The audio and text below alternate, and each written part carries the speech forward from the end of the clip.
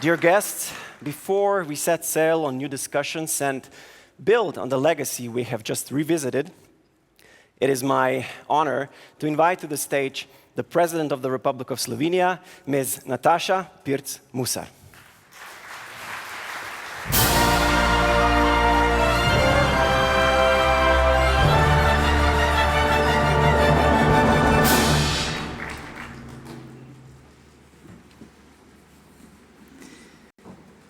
Dear Speaker of the National Assembly of the Republic of Slovenia, Urška Klakočar Zupančič, Prime Minister of the Republic of Slovenia, Dr. Robert Golob, Excellencies, distinguished guests, ladies and gentlemen, it is my distinct pleasure to welcome you to the 20th Bled Strategic Forum. 2 years ago, I had the privilege of watching a retrospective of past forum editions.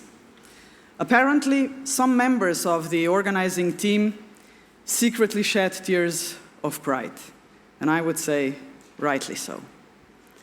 It is hard to comprehend the amount of time and energy that goes into making these events a success. So to all the BSF teams over the years, thank you.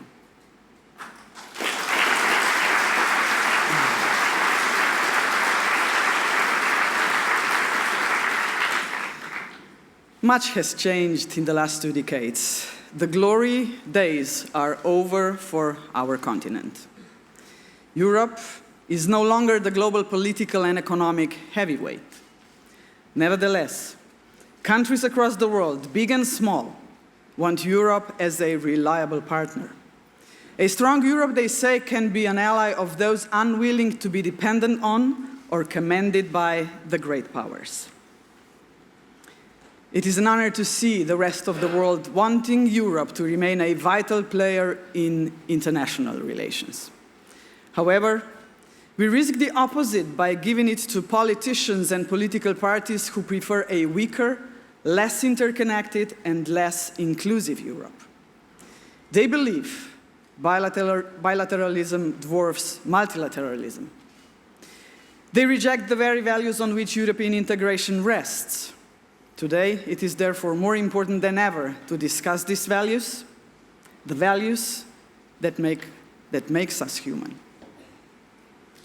It frightens me to say, but I must. 25 years ago, the European Union adopted the slogan, "United in diversity." Yet today, I fear we are not even close to making this commitment a reality. Instead of unity, we drift towards disunity. Ladies and gentlemen, is this how we wish to cooperate with and compete against the great powers? I hope not. I hope Europe will become a respected player in the international world stage. I hope that geopolitical discussions affecting and decisions affecting Europe are not and will not be made without Europe. And I hope Europe continues to stand firmly behind the central premise of the epilogue to the war of aggression against Ukraine, that no decision about Ukraine's future are made without Ukraine.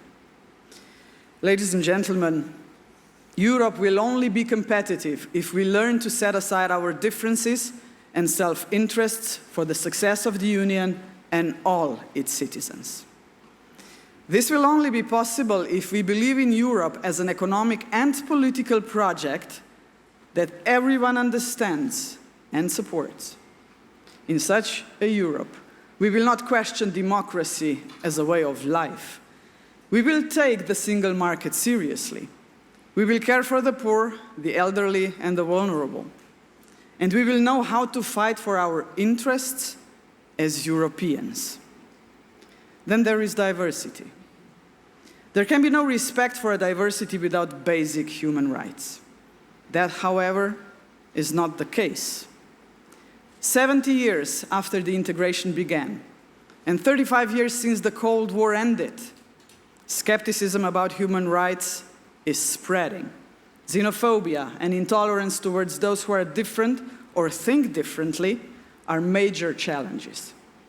So are the denial of women's rights, marginalization of minorities, scapegoating of migrants, and alarmingly, support of genocidal and apartheid policies. Excellencies, esteemed guests, only 80 years have passed since the end of the Second World War. Only 80 years. And we already seem to have forgotten how vital human rights and dignity are for civilization and social progress.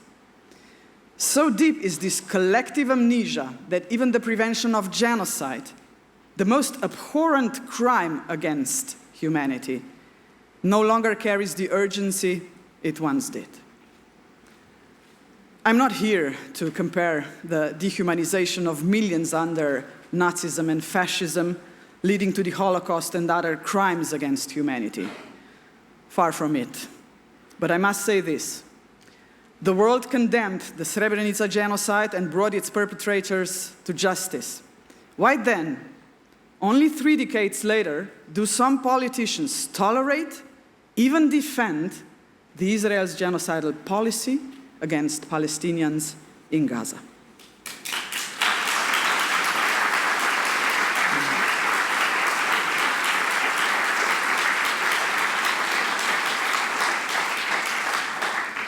The international community resoundingly condemned Hamas's terrorist attack in October 2023. How come we have no such consensus when it comes to people living in Gaza? How can it be that there are still politicians, including in European Union member states, who tolerate that most people in Gaza have been displaced multiple times? That more than 90% of homes are damaged or destroyed? How can they accept acute shortages of food, water, fuel, medicine, and shelter? Or reports of Israel negotiating with South Sudan to transfer people from one war-torn land at risk of famine to another? Or the fact that humanitarian workers and doctors themselves are starving while trying to help those in need? How can they not be moved after the news hit the world that the Gaza City and surrounding areas are now, ladies and gentlemen, officially under famine? Distinguished guests, these are not rhetorical questions. As human beings, we must ensure that the Gaza Strip and the West Bank never fade from the political spotlight from several reasons. Firstly, because through our dealings with Gaza, we reveal who we are. Gaza has become a symbol of our attitude towards atrocities worldwide. If we cannot address Gaza, what legitimacy do we have to confront gross violations of human rights anywhere else? Secondly, because our handling of Gaza reflects our understanding of humanity. When Europe advocates human rights as universal values, do we truly mean it, or are they merely a tool for dominating political discourse? Thirdly, because humanity is indivisible. We are rightly united in strong condemning Russia's aggression against Ukraine. We stand with the Ukrainian people and support the principle of territorial integrity. We cannot allow a country to seize another country's territory just because it can. We cannot allow people to be killed merely for defending their country against an aggressor. In Ukraine, we defend international law and humanity. Values and norms are values and norms, everywhere, for everyone, also in Gaza.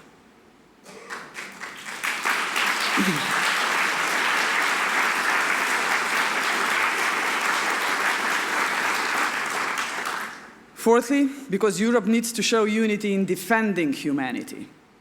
The EU's ultimate response to Israel's actions in Gaza will show the world how our leaders see Europe's future, whether democracy, unity, diversity and trust in international law remain at the center of the European integration. That being said, I find little cause for optimism. Attacks on democracy and fundamental freedoms are visible basically everywhere. Many of us grew up with leaders criticizing autocracies during the Cold War. Several of those regimes endure, and their practices are spreading, regrettably, even in Europe. Freedom of thought, academic freedom, and investigative journalism once shaped democratic discourse. Not anymore, and this is wrong. This is historically wrong. Without freedom of thought, there can be no progress. Attempts to restrict free speech are always met with resistance. Those who suppress freedom of thought and critical thinking always end up on the scrap heap of history. With this in mind, I would like to express my support for the initiative to award the Nobel Peace Prize to Francesca Albanese, the UN Special Rapporteur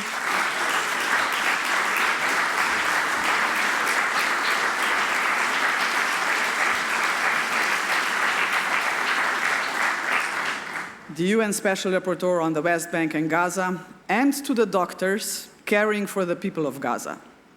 They deserve recognition.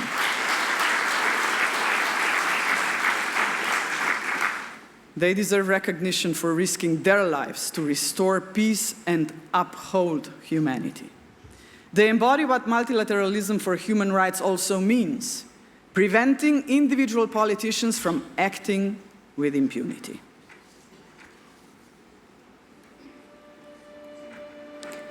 Dear friends, we cannot stand by and watch history unfold without us. We must not let cold pragmatism drain the soul from Europe. Now is the time to speak truth. Bold, unwavering truth to power.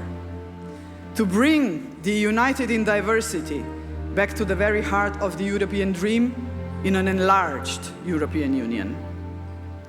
Human rights and human dignity flourish in a world that is stable and just. But it's in times of crisis and uncertainty that the true test begins. The test of our courage, our conviction, our willingness to stand firm and defend our values. Now is the time to raise our voices, not in whispers of compromise, but in a thunder of determination. Let us reject those who bend their values to the winds of profit and personal gain. Let us fight for a Europe that speaks out loudly through every multilateral forum, against injustice and exclusion, against every crime against humanity, and for every silenced voice. Ladies and gentlemen, as leaders, we shape the future, a path towards democracy, prosperity, and peace, or a spiral into fear, crisis, and war. This is our moment to choose the side of history we will stand on. Billions, ladies and gentlemen, billions depend on our choice. We Slovenians believe in justice, and we have no doubt. We stand firmly and proudly on the side of humanity. Thank you.